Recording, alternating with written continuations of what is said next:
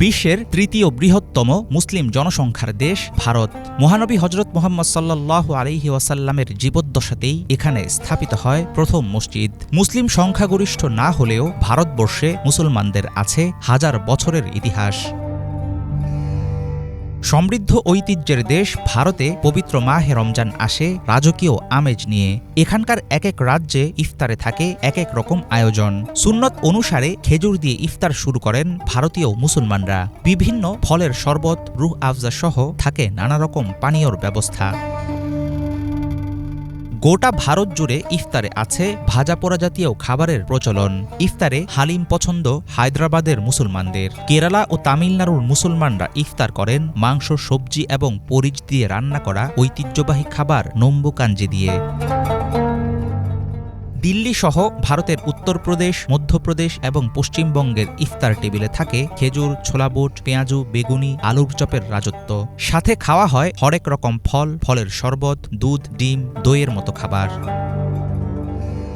মুঘল ঐতিহ্যের প্রভাবে ভারতীয় মুসলমানদের ইফতারে দেখা যায় কাবাবের সমাহার। নান রুটি, রুমালি রুটি ও পরোটা দিয়ে খাওয়া হয় টিক্কা, তান্দুরি, শামি, শিখ, বাটার কাবাব সহ বাহারি পদের আইটেম।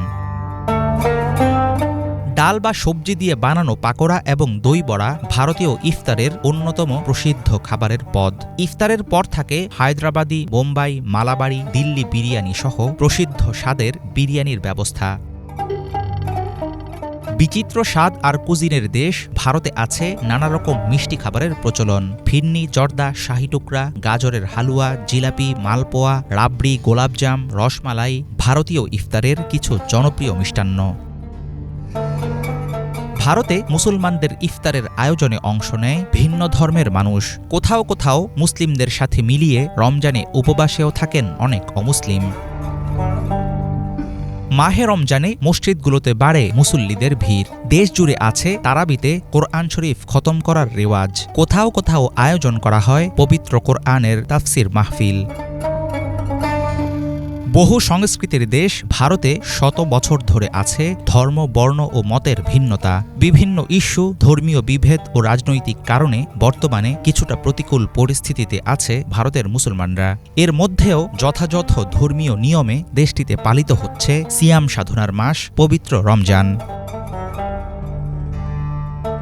হাফিজুল ইসলাম, বাংলা ভিশন।